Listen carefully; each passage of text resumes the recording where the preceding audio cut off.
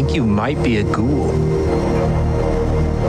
So it turns out Vault 4 may not be as crazy as we thought, but they're still pretty nuts, and I would not want to live there for their just because they have crazy rave parties, you know?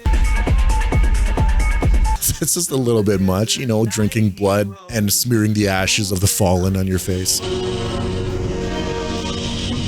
Before I go on, I just want to, first off, thank you all for subscribing and liking the videos. And you guys left a lot of interesting comments and actually some explanations for why Maximus was behaving so weird in the last episode. I mentioned that he had like 2 brain cells. That was probably a reference to the idiot savant perk. I've already lost my family. I don't want to lose my friend. You're right. Yeah, same shirt. The first thing we see is a scene where that kind of emphasizes still how evil Cooper is. Cooper is like such a nice guy, such a nice, like reasonable person back in the like more modern era, like before the nukes dropped. But like time and time again in this show, you kind of see it like in this scene in particular, which I'm going to talk about, but also you saw it when he killed Paul, his friend Paul, and he like got some, you know, a very particular kind of jerky that's more of an acquired taste. Yes, you see it time and time again. He's changed. He's very different. And I'm kind of glad they're saving that for like season 2 in a way. I don't know if they knew they were going to get a season 2, so maybe I'm giving them too much credit. I need to see Cooper develop more as a character. So it actually opens up with 2 characters using a metal detector to find some like random treasure, random bits. And there's a good chance they'll find something. There's a lot to go around, right? With the nukes dropped and everything being exploded. They're wearing attire that looks like it's from Fallout New Vegas with the gas mask and like the hood, the jacket. It's a really good reference. And this show does references really, really well. There's a ton of them. It's so subtle where it's like you won't even get this. Like it's not gonna stand out and like interrupt the story. You know, it's just kind of there. If you know the games, you'll get the references and you'll enjoy it. But this family is not going to be enjoying their day. Cooper is waiting for them there. And immediately you get a scene where Cooper is just like, he's nomming on something over there. Is Cooper eating my daughter right there? It reminds me of a scene that I don't even want to go into detail about. You know the scene if you know. It's in Game of Thrones and it involves that guy that, what's his name? Crap, I don't remember his name. It's been a little bit since I saw Game of Thrones. He's the evil guy that got like eaten by dogs at the end. Sandra? And Cooper basically believes that Tommy knows where Moldaver is. Okay, if you tell me where she is, I'm gonna leave and you don't have to worry about a damn thing. Tommy should have taken this deal. Like, oh my, like, listen, if your father is that scared of this man that's just sitting in your home, don't try to be a hero. I'm just looking for information. I'll tell you anything. Tommy actually did say that, yeah, she's at the observatory. Like he tells Cooper what he wants to know, but Cooper's like, okay, am I going to be shot in the back when I leave? And if it doesn't happen now, is it going to happen in like 10 years from now? So I feel like Cooper was never going to like let him live regardless. Like he was going to kill him even if he didn't do this stupid move. Like he goes for the gun and then Cooper just like shoots him and it's like, yeah, that's how this is going to end. When you think of the promise of the American dream, you think of California. So we finally get to actually see Moldaver in the modern era. And it's not said exactly how she's still alive, but I believe the running theory is that she just froze herself in some way, right? I mean, there is another possibility. I'll talk about it. It's in this episode. But they're having this community meeting with everybody that's against Vault-Tec. Willful traitors. Or it feels like a cult in some way, just like the last episode where they're just like all listening to this one person speak and they're talking and it sounds very like culty. I'll just say that much. It's very like anti-establishment in a way. And obviously that's going to be like, if Cooper's listening to that, he's going to want to leave. People here in power. Mr. Howard? I'm sorry, I didn't hear what you said. I'm going to slip out. You're free to leave whenever you want, but would you mind telling us why? Oh, I just didn't, I didn't think, it's pretty good. And there's one thing that gets to Cooper, and it's the only thing that ever like makes him question Vault-Tec in a serious way, and that's his wife, Susan. I have my principles, Miss Williams. That's all. So Moldaver mentions that she actually knows things about Cooper's wife that he has no idea about, and it would be very interesting for him to actually learn. How do you know my wife? My research company was acquired by her division. And Cooper is just like, okay, you had my attention, but now you have my... Damn it, now you have my interest. I probably said that backwards. Cold fusion, infinite energy. And it kind of shows how evil Vault-Tec is in more ways than one. Your wife is a part of the branch of Vault-Tec that bought up her company. It was a technology that could potentially end the resource war. I could see how that could end some parts of the resource war, specifically the energy department, but like there are many other kinds of resources. I guess that's the biggest one. So like, why is America at war with China? It's all over resources. And she mentions that the cold fusion they're working on could help prevent that from happening, could stop the war. It could literally save the world. I mean, we're talking about infinite energy, but Vault-Tec bought that company. And you might be wondering, oh, why would they care about infinite energy? Well, I mean, there's a lot of reasons they could care, but more specifically, they want this war to keep going. They have these vaults. Imagine the embarrassment of building hundreds of vaults and then the world just not becoming a post-apocalyptic wasteland. All because it didn't fit into their business model. The motivation, like why Moldaver is doing all of this, why she basically helped slaughter Vault 33. Like, my God, there's a lot of questionable things she did. Like, here's the thing, Moldaver, she's sort of being made off to be the good person here. I think the people of Vault 33 were already dead. They discovered the secret of Vault 31, and Moldaver and her group basically like swooped in. They got their clothes. They tried to fool them into opening up Vault 32 so they can just gain access. Basically, to possibly Lucy's father, right? And the Raider group did slaughter a lot of people in Vault 32. So it's like, everything in here is morally like questionable, and people need to do very dirty things to get what they want, especially if you want some jerky. Yes. What is it? It's a listening device. It's interesting that he's even giving it a chance, because most people, you know, like it's sort of a trope in shows that he would just be like off to the idea, like, hell no, she wouldn't do that. But I guess Cooper is wondering, maybe she's evil. You're experimenting on them. It's sick. She needs to see the holotape. All right. Now all the secrets are revealed with Vault 4. We finally get to know fully what's happened to this vault. There's a lot of people giving birth to fish babies, and she's understandably like, what are you talking about? What were you doing down? What were you down there? They weren't down there initially. That holotape they play explains everything. At this point, it would be irrational of me not to acknowledge that these may be my last words. But despite our results here, I want to reiterate that a society governed by scientists really is the ideal social structure.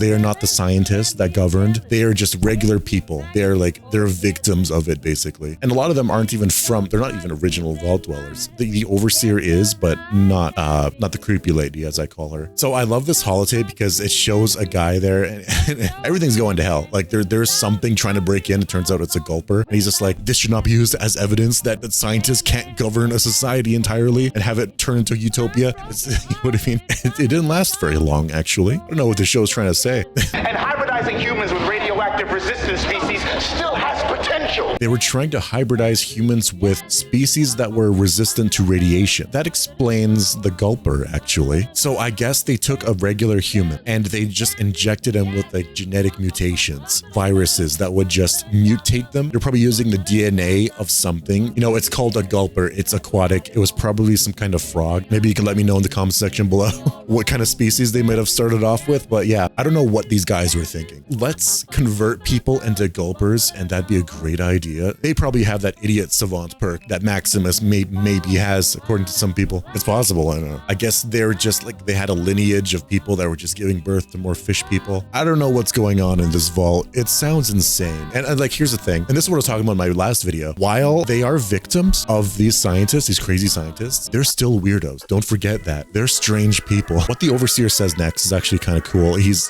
questions what the experiment was in Vault 33. It is not too obvious as to what the experiment was in Vault 33, but there is a greater experiment because it is unnatural for 3 vaults to be connected in that way. You have infected our home with violence, and now you must pay the price.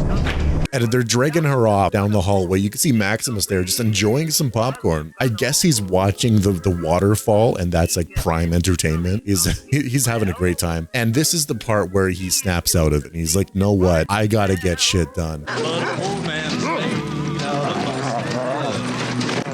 and blood. Thaddeus is the source of controversy for this show, I guess so far in season 1, because something happens to him later that we got to talk about. But for now, he does something else also very questionable. He puts the dog inside a container, and it's like, how evil do you gotta be to do something like that? Is it so bad to have the dog following you around? Come on. Come on, it's okay. We do get a look at his foot that was crushed by Maximus. Yeah, it's pretty gory. It's pretty gnarly. Just imagine that in your head. I'm gonna die. So he pretty much just takes the head and a fusion core with him. You're a loose cannon, all right? This is a very important mission and I can't have you jeopardizing it. And it looks very much like Lucy's about to get her head chopped off by this crazy ass cult in Vault 4. Lucky enough to have found this sanctum of peace. Bear in mind, I know it's only kind of crazy because most of the people doing that are, like the guy said, it's a surface dweller tradition. We also see a guy that in the audience that has a goddamn ear on his head going, he's going like this. He's going like this. You are hereby sentenced to death. It's the dullest knife ever. It's not getting the job done at all. You're just letting me go? This is when we get Maximus taking their fusion core. He saw like Lucy get dragged off and he's like, all right, I gotta get my suit. Screw these people. And as we get this badass scene. And he's like tossing people around, like, get out of my way. It's like, damn, I wish we had a Knight of the Brotherhood that was more like a true knight, like a better version of Knight Titus. We get what we get. We get Maximus, and he has his moments for sure when he's not juggling 2 brain cells in his head. They're letting me go. You want to make my cock explode now? Okay, we can't like ethically take their fusion core. They won't last very long without it. The fusion cores last like a couple 100 years. So it's like, I'm surprised they only have one. I guess it has been going on for a little bit. Maybe that's their last one. Oh, without their fusion core, their auxiliary power will only last a few days. And then what? So they give the fusion core back, and Maximus is forced to leave his power armor in the middle of nowhere. And I guess the question is, what would you do? Would you give the fusion core back, or would you be like, my power armor though? I kind of like, maybe I'll take the power armor. No, I can't. Yeah, you kind of have to give it back. There's other fusion cores out there, like Thaddeus literally has one. Yeah, that's probably the best thing to do. I don't know. We'll see. We'll see. What does that mean? There's something I should tell you. My name is Maximus. It's Titus. So this is finally where we're going to get Maximus actually telling Lucy the truth. Okay, he's not Knight Titus. I don't know why I even told you I was Knight Titus. I could have just said I'm Knight Maximus. It would have meant the same thing, really. Just don't run from me. I can help you. Don't kill me. I'm a doctor. I can help you. So like Thaddeus is going to be treated by this doctor, right? He's like kind of sitting in the chair. He's like taking off the sock and you can kind of see the foot there. And it's, And the doctor sees that. And he's like, I've seen this condition before. It's like, what? But you're in luck, because I've got the cure. It's like, you hear that sound? Like, That's the sound of your lower intestine falling right the f*** out. in order for you to treat me, I'll give you this fusion core. You can have it. The elixir I have concocted heals all. His foot does heal, and how it heals is very cool. It's kind of like almost like Wolverine. I don't know, Deadpool. It doesn't heal perfectly though. I guess it heals well enough. Do you know I can find a radio tower? And he says, yes, there's one by Shady Sands. This is radioactive as hell. Well, you don't have to worry about that anymore, do you, buddy boy? Which is kind of funny because Lucy and Maximus were just standing there in front of the crater. I guess they got a heavy dose of radiation. Toodles. What just happened? Did you break canon? Did you break Fallout lore? Maybe they did, actually. Let's talk about it. Well, actually, let's not talk about it because there's a little bit more that happens before that. Somebody just killed all of the raiders, and obviously it's Betty. I guess she has people that she can hire, or she just straight up did it herself. People are going to be upset when they hear about this. People like to have something to fuss about. She's a politician. Everybody's vault reassignments are going to be going on right now. Boom, and yeah, boom, boom, boom. Certain people are going to be reassigned to Vault 32.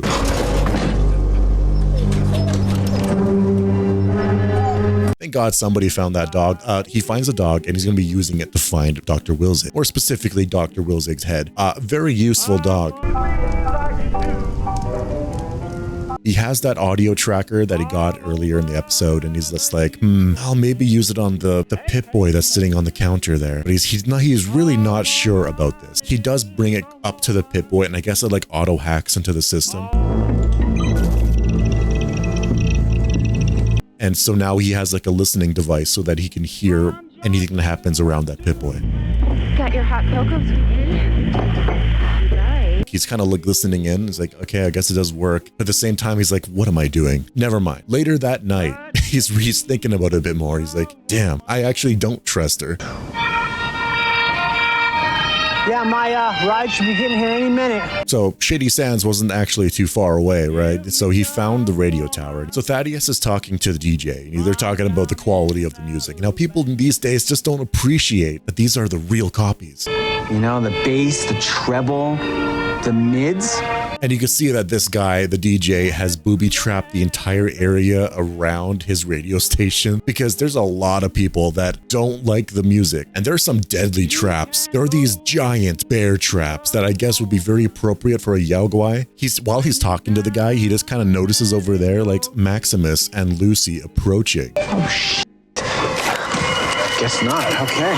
He shoots wildly. He shoots like 6 or 7 rounds. All of them miss. And he's like, I'm shit without a scope. I don't get that personally. How can you not aim? You know what I mean? Like, it doesn't seem like it would be that hard. Like, the target was like 40 feet out. But I think this is also like another reference. Like, there are a lot of situations like this where you can use not really an excuse. It's more like an explanation. Like, it could be a reference to VATS.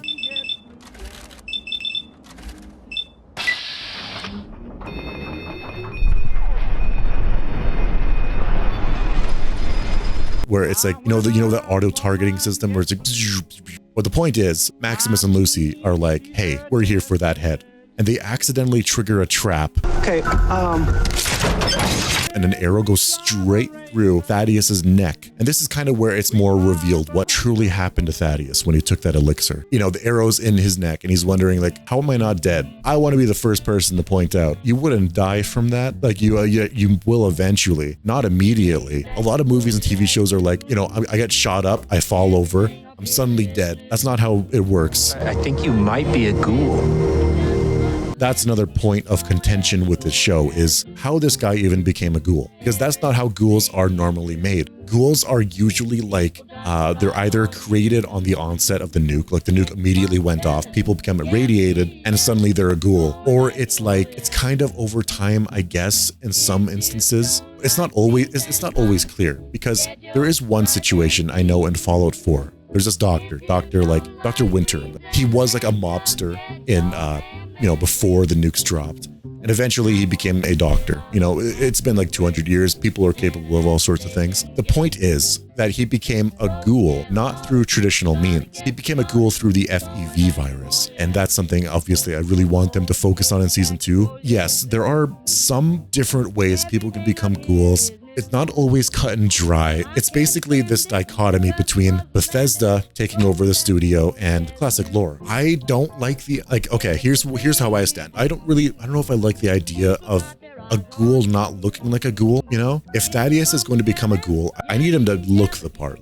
Otherwise, it's just too much of a good thing. Like the immortality, the living forever, the not being irradiated, there needs to be some drawback. The drawback needs to be you need to look like Freddy Krueger. So stupid, I should have never trusted a doctor that smelled like that. So one way you can think of this is, okay, if ghouls are made over time, maybe what this guy truly just made was like the most irradiated serum possible. I don't know, let's take a 10% chance you will survive and become a ghoul. It's kind of possible. I guarantee they're going to explain this in season 2. Like, I trust them enough to do that. They'll kill me if they find out. What? This is good, no? The Brotherhood is the good guys? They don't really like ghouls, do they? And I'm honestly surprised at how quickly Thaddeus just kind of leaves. He's just like, I'm out of here. And Maximus like agrees to basically distract the Brotherhood. Like, hey, give me the head. You can run. Thaddeus, give me the head. You do that for me? Thanks for that. Thanks. Each of them have been chosen for their agreeability, stick-to-itiveness. And that brings me to the final scene here. And this is one of my favorite scenes in this series. Well, that's a big statement. In this episode in particular, we get closer to the revelation of Vault 31. What's really going on between all 3 vaults, all this mystery finally being revealed. I'm not going. Every vault. I'm not going. Excuse me. I don't live there. I live there. Seeing the muscle of the vaults is always interesting because they're all so like nice how strong is that muscle really? Like if I were to like push him, you know, like I guess everybody's assigned roles that are most appropriate to them generally in these vaults. So maybe they would absolutely kick my ass. I'm going to assume they will. As interim overseer of Vault 32, Stephanie Harper, who was also from Vault 31. She assigns her as overseer of Vault 32. We had a really cool scene here where Norm, he's kind of like wanders off while everybody's distracted with Vault 32. He goes directly for Betty's terminal and he begins to hack it. And he hacks it in like, fuck yeah, another like good reference. He hacks it in the classic way you would for, I think, at least in Fallout 4 that I've seen. And the first thing he wants to do is contact Vault 31. He wants to know, like, what the hell is up with Vault 31? I guess there's not a lot of communication with Vault 31. So somebody from Vault 31 responds, Norm wants access to Vault 31. He wants that door open. He says back, I need to return to Vault 31. And he gets as a response, are you compromised? Come to Vault 31 immediately. Because finally, we got to see what was in Vault 32, and there was a lot of death and destruction. And now Vault 31. I wonder what's in there. I wonder what's going on in Vault 31.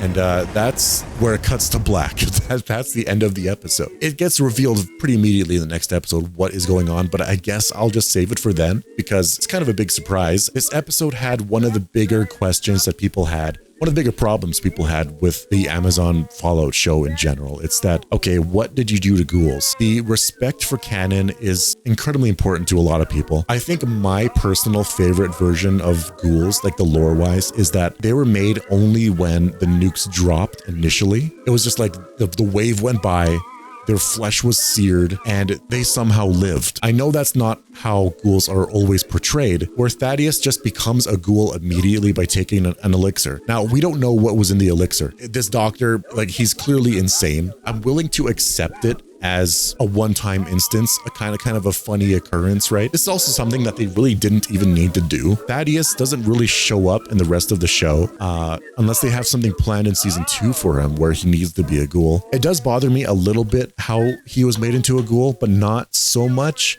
It's weird seeing a ghoul that has flesh. That's basically where I'm kind of drawing the line. But yes, I need to know what you guys think about this situation because it's an interesting topic. Do you have a better explanation for what happened to him exactly? And how would you rate this episode overall? This one, like, I'm going to give it like a high rating regardless because I am enjoying the show a lot. It's still like a 9 out of 10, honestly. I know I keep giving 9 out of 10s, but like, that's how I do. Why would I rate it any lower? But yeah, make sure you like and subscribe. Thank you if you actually do subscribe. I appreciate it a lot. And if you have any other suggestions for other shows or stuff that I should cover that's maybe similar to Fallout, let me know. Thank you again for watching. Through the desert night he roams, ghouls and creatures find no home. Sunset shadow under his hat.